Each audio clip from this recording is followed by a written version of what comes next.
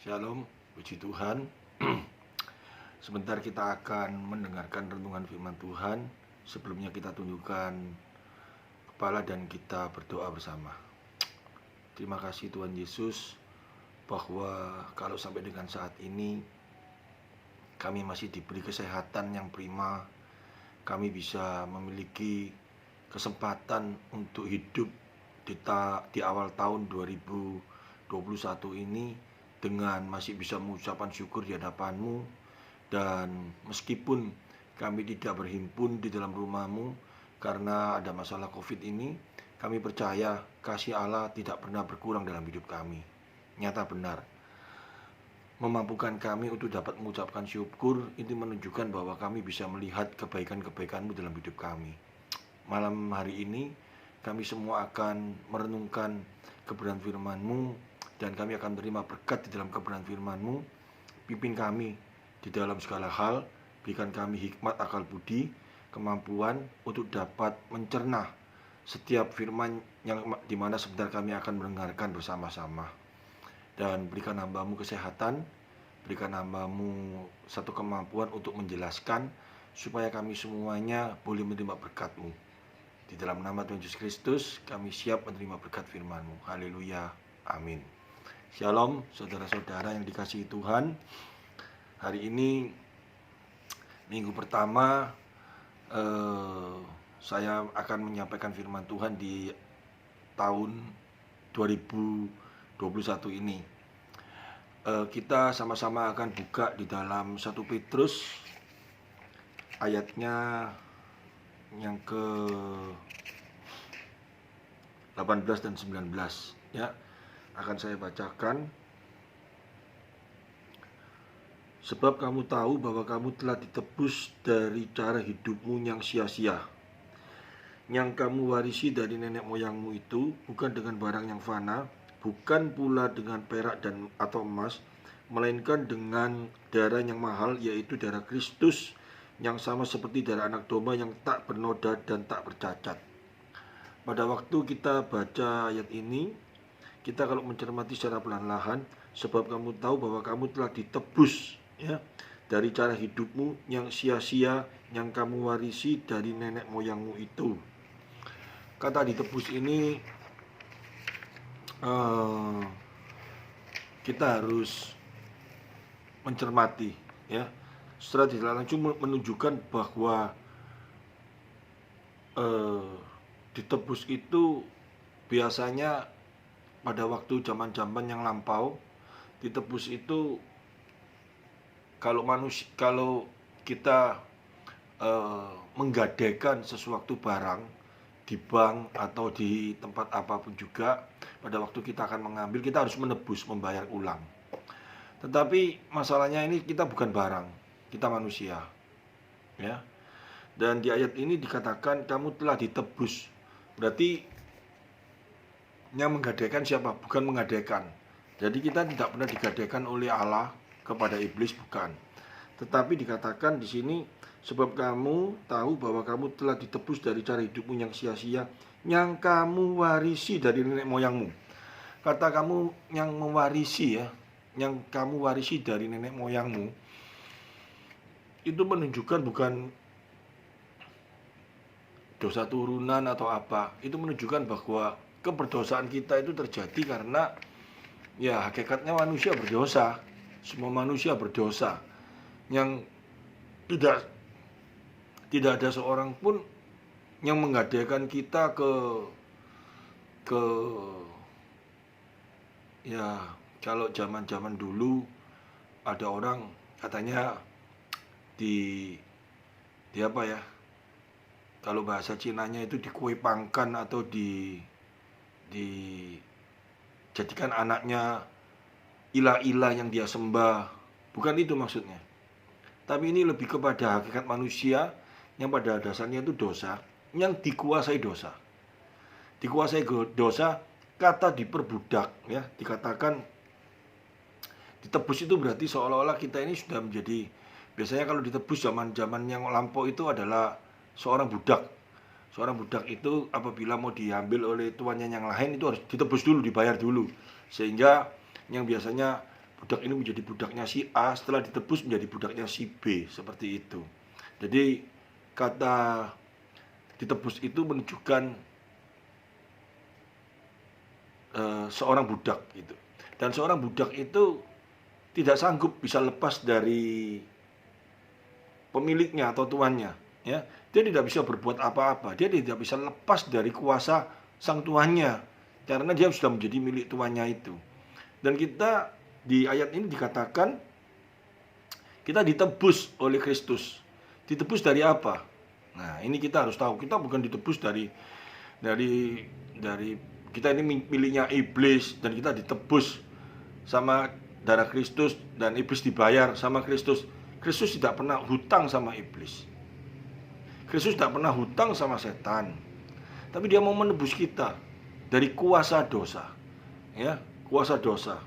Di mana kata tebus ini menunjukkan satu hal yang sangat luar biasa.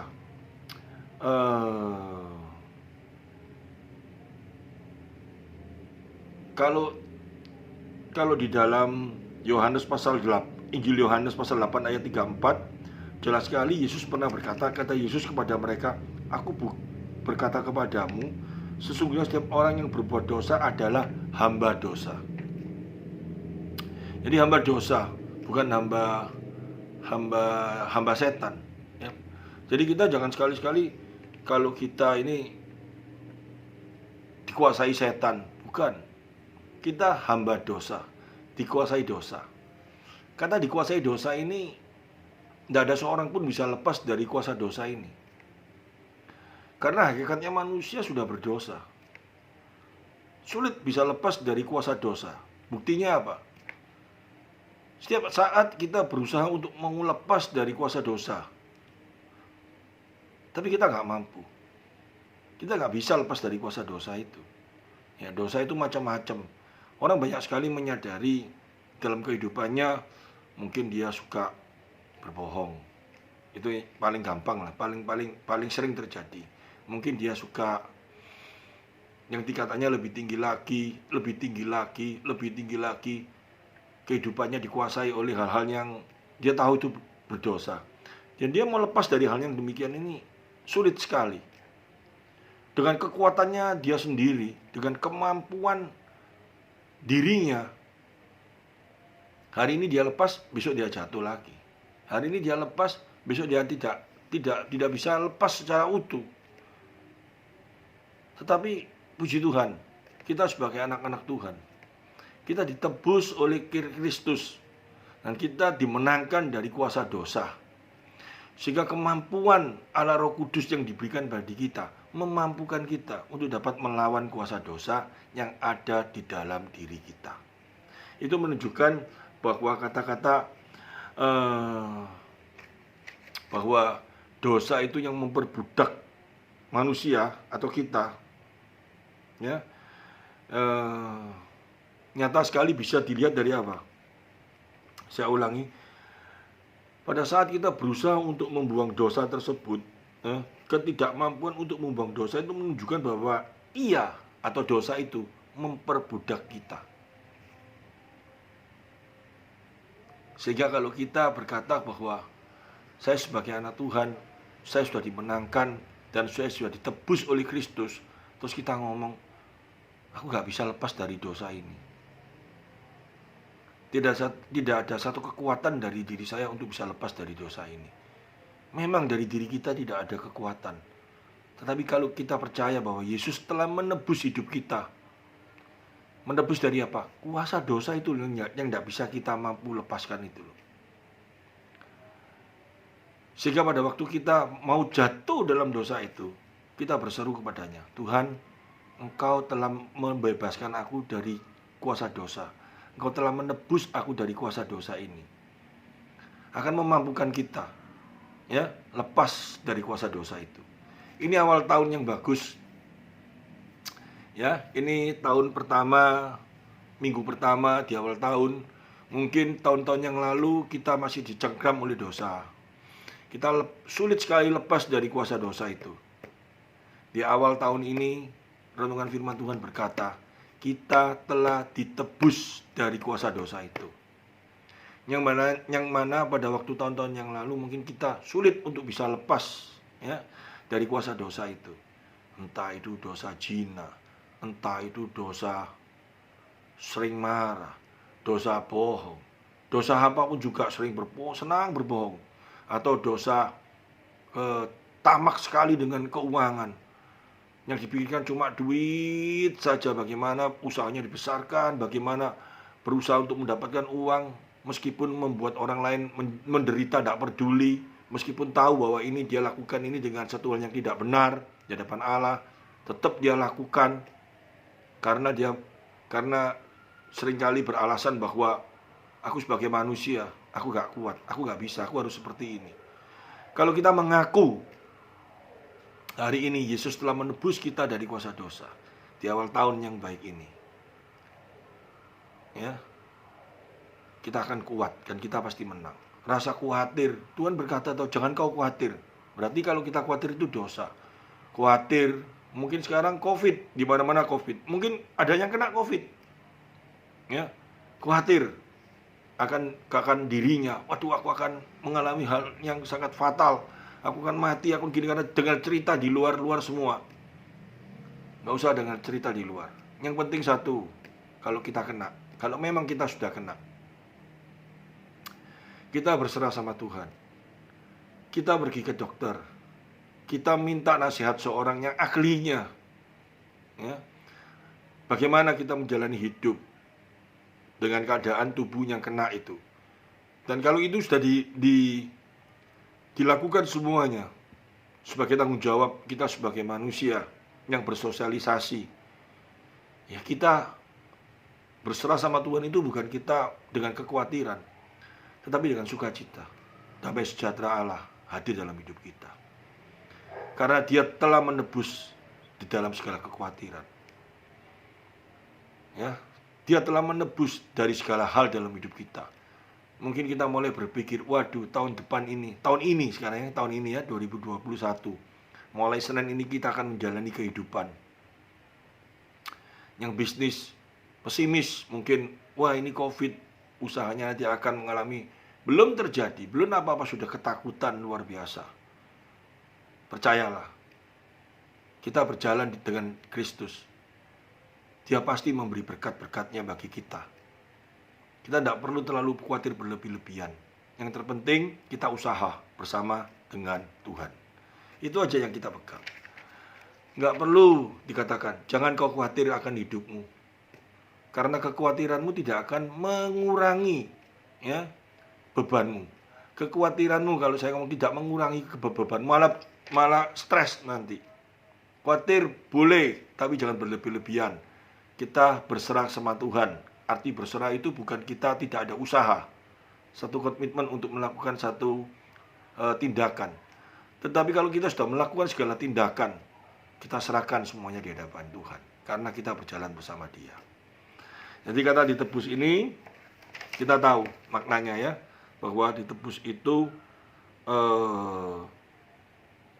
Yesus melakukan satu hal yang indah di dalam kehidupan kita.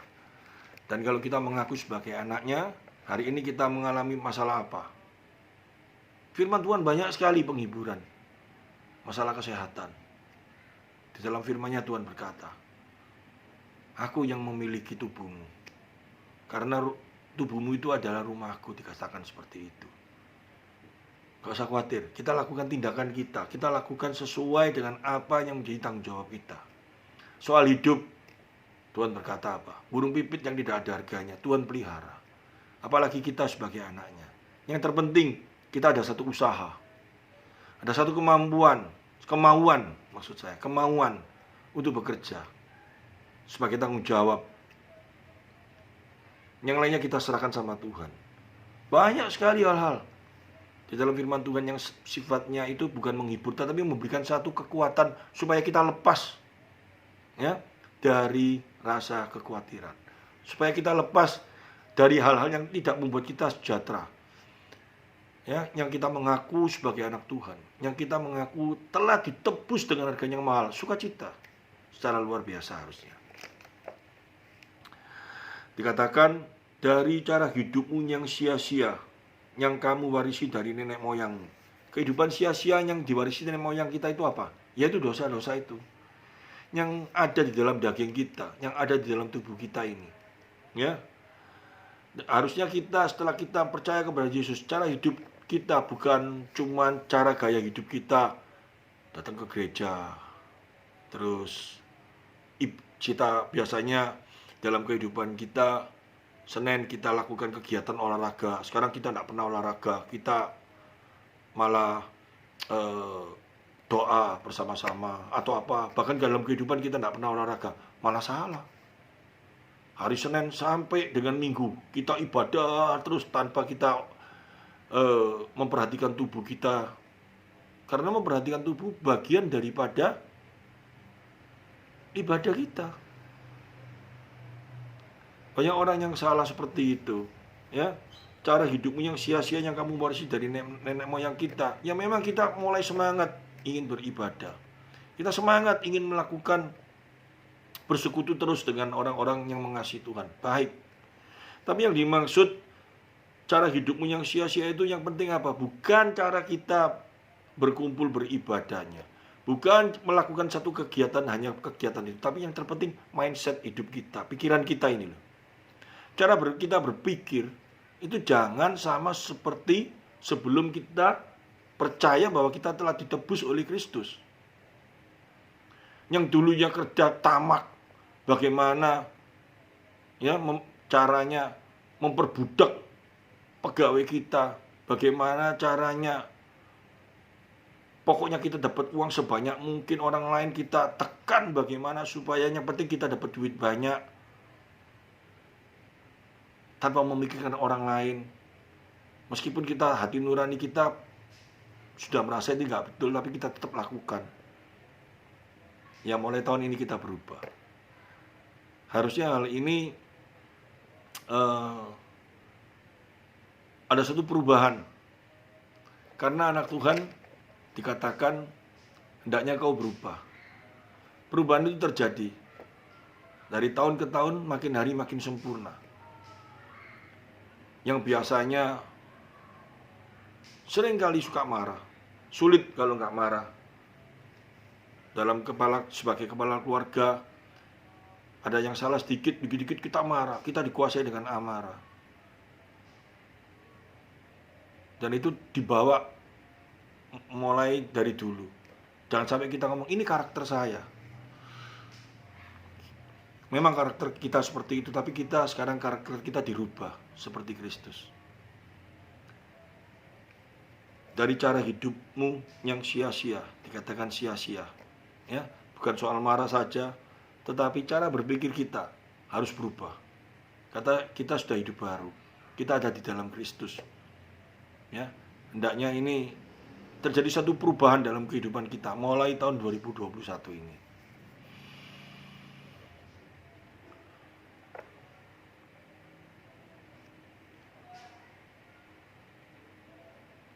Karena kehidupan yang berdosa itu dikatakan sia-sia, menunjukkan bahwa kehidupan yang berdosa itu kosong dan sia-sia. Kalau kita mau lihat di kitab Pengkhotbah, ya, kata sia-sia itu banyak sekali dipakai, ya. Pengkhotbah pasal 1 ayat 2, pasal 2 ayat 1, ayat 15, banyak sekali. Jadi jangan kita berpikir yang sia-sia itu. Hidup kita bukan hanya untuk mencari kekayaan. Karena banyak sekali orang berpikir bagaimana aku hidup supaya aku kaya, aku bisa berkuasa, aku bisa memiliki bahkan aku nomor 1 di dalam kekayaanku, di dalam keluarga aku yang paling kaya atau apapun juga. Kalau kita mungkin nantinya kita memiliki itu semuanya, hati-hati dengan cara pikir manusia yang dikuasai dosa. Dosa itu begitu jahatnya. Saya masih ingat, saya pernah baca buku. Ada seorang yang dalam kehidupannya dia itu pandai sekali bermain catur. Di mana-mana dia mencari lawan untuk orang bermain catur. Yang pertama kali dia main, dia kalah. Dan dia berusaha untuk menang. Dia ingin menjadi nomor 1 di dunia ini supaya dia diakui oleh orang semua. Ini saya baca sebuah buku cerita. Dan akhirnya dia memang paling hebat. Tidak ada seorang pun yang bisa mengalahkan dia bermain catur. Yang terjadi dalam kehidupannya apa? Dia mulai kecewa. Karena setiap kali dia sebelum main dia langsung, aku pasti menang. Tidak ada sesuatu yang membuat hidupnya itu bergairah. Karena apa? Dia merasa bahwa tidak ada seorang pun yang menjadi lawannya. Karena dia sudah ahlinya luar biasa. Dan dia mulai kecewa dengan dirinya sendiri di dalam keahliannya. Jadi sia-sia. Segala sesuatu yang ada di dalam dunia ini sia-sia. Coba kita bayangkan kalau kita seperti itu. Ya, ambisi sekali untuk menjadi juara nomor 1. Akhirnya dia nomor 1. Dan dia setiap kali main dia nomor 1. Yang terjadi dalam hidupnya apa? Sebelum dia mau main catur dia merasa kayak apa? Males. Pasti aku menang, tidak ada lawan. Dan dia mulai kecewa. Hanya kepada Kristus saja yang paling memuaskan hidup kita. Karena dia yang memenangkan segala keegoan yang ada dalam diri kita. Ini dikatakan cara hidupmu yang sia-sia, ya. Dan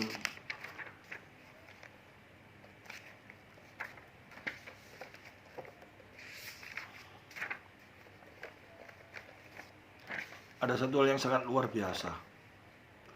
Bukan dengan barang yang fana, bukan pula dengan perak atau emas, melainkan dengan darah yang mahal, yaitu darah Kristus yang sama seperti darah anak domba, yang tak bernoda dan tak bercacat.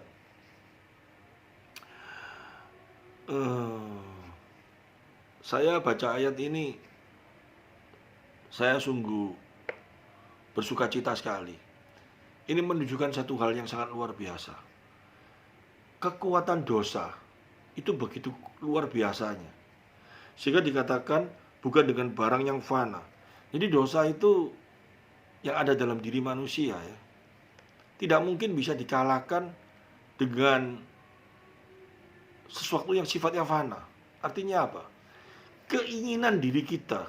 Misalkan kita merasa kalau kita ini bahagia apabila kita ini memiliki harta sebanyak mungkin, atau kita ini memiliki ilmu yang ada dalam dunia ini sehebat mungkin, maka aku akan bahagia. Tidak akan terjadi dalam kehidupan kita. Terbukti, banyak orang kaya luar biasa, dia bisa membunuh dirinya. Banyak orang yang pintar luar biasa, dia bisa membunuh dirinya karena kecewa dengan dirinya. Ada satu ayat yang sangat luar biasa hari ini, yang Tuhan Yesus katakan, berbahagialah orang yang miskin di hadapan Allah. Kata miskin di hadapan Allah itu apa? Yang hidupnya selalu memerlukan Allah. Kenapa saya berkata memerlukan Allah? Kita ingat semua, ya, miskin di hadapan Allah. Kata miskin ini jangan kita beranggapan seperti orang yang meminta-minta di jalan. Itu orang miskin. Belum tentu loh orang yang minta-minta di jalan itu orang miskin. Karena banyak sekali sekarang orang yang meminta-minta itu punya rumah bagus, dan uangnya banyak, penghasilannya mungkin lebih banyak daripada orang yang kerja di pabrik. Tapi kata miskin ini kita belajar dari firman Tuhan, dikatakan antara orang Farisi dengan seorang janda miskin yang mempersembahkan persembahan di hadapan Allah. Dikatakan janda itu memberikan persembahan di mana apa yang dia persembahkan itu adalah hasil daripada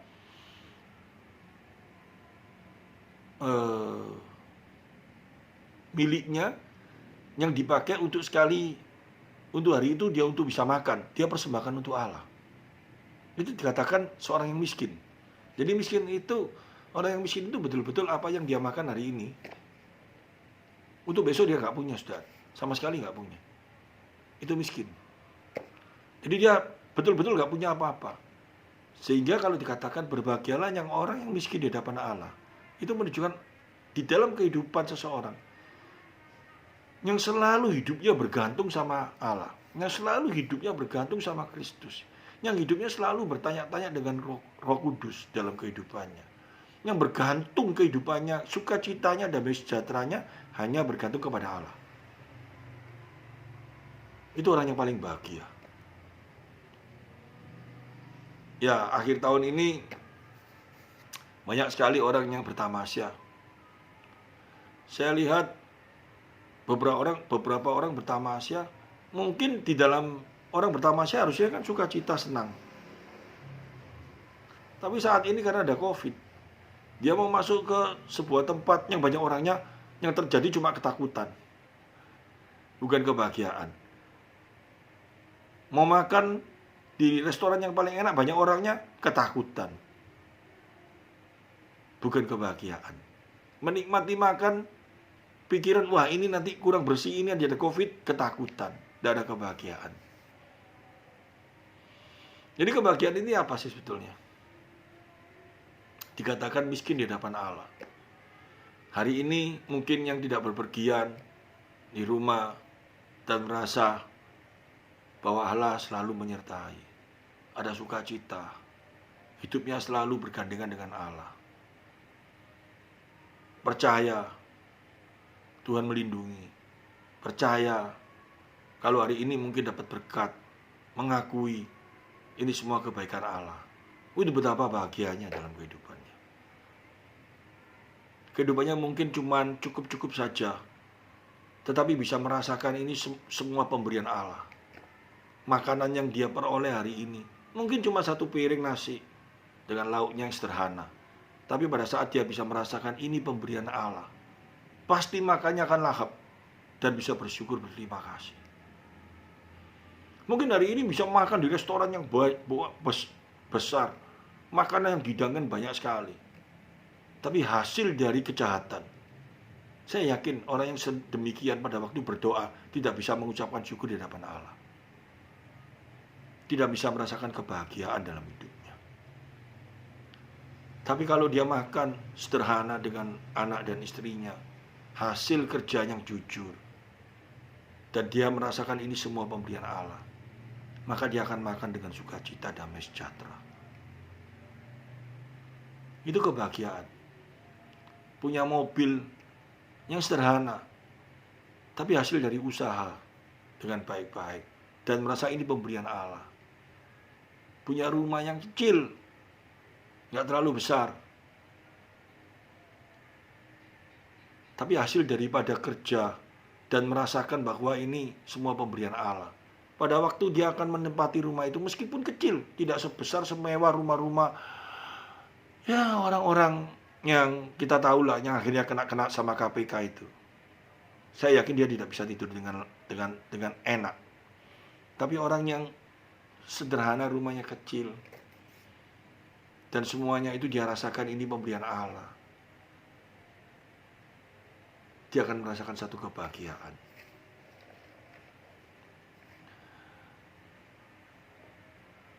Kita ditebus oleh Kristus, bukan dengan barang yang fana. Jadi kebahagiaan itu datangnya hanya melalui Kristus. Sumber kebahagiaan itu hanya ada di dalam Kristus. Di luar Kristus, harta, benda, apapun juga tidak bisa menebus dosa kita.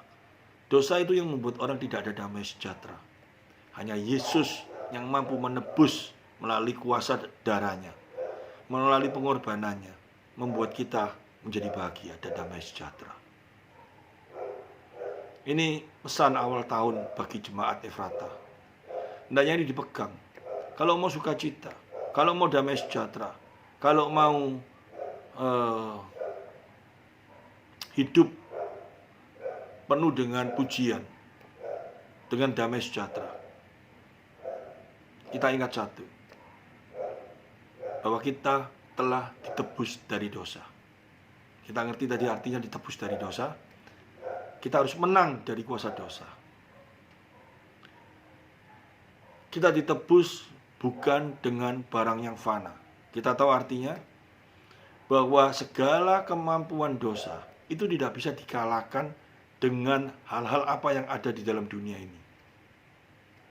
Dosa membuat kita tidak ada damai sejahtera. Tidak ada satu kuasa yang mampu membuat kita damai sejahtera yang ada dalam dunia ini. Kekayaan, kecantikan, kesehatan, apapun juga yang kita miliki tidak akan kita membuat diri kita damai sejahtera. Hanya Yesus yang akan membuat kita damai sejahtera. Karena apa? Karena Dia yang menebus dengan darahnya, yang membuat kita lepas dari kuasa dosa itu. Ya, kita mengerti hari ini, dan saya percaya tahun 2021 kita hadapi bersama dengan Kristus. Maka damai sejahtera melampaui akal akan hadir dalam kehidupan kita. Amin firman Tuhan. Mari kita sama-sama berdoa. Tuhan Yesus, terima kasih. Engkau begitu luar biasa. Engkau telah menebus kami dari kuasa dosa. Engkau membebaskan kami dari cengkraman dosa, di mana dengan segala kemampuan kami, dengan segala cara, kami tidak bisa lepas dari kuasa dosa itu. Dan Kau yang membebaskan kami. Dan kami pun juga tahu saat ini bahwa sumber kebahagiaan hanya ada di dalam Engkau. Karena saat kami ingin memiliki damai sejahtera dengan kekuatan kami untuk melawan dosa yang ada dalam pikiran kami, yang ada dalam hati kami, dengan cara yang ditawarkan oleh dunia, emas, perak, permata, apapun juga, tidak akan mampu melawan kuasa dosa itu, yang membuat kami tidak damai sejahtera. Di ayat ini dikatakan, bukan ditebus dengan emas dan perak, tetapi melalui darah-Mu, pengorbanan-Mu, memampukan kami untuk lepas dari kuasa dosa itu. Dan kami hadapi tahun 2001 ini bersama dengan Kau. Maka sukacita damai sejahtera itu akan hadir dalam kehidupan kami.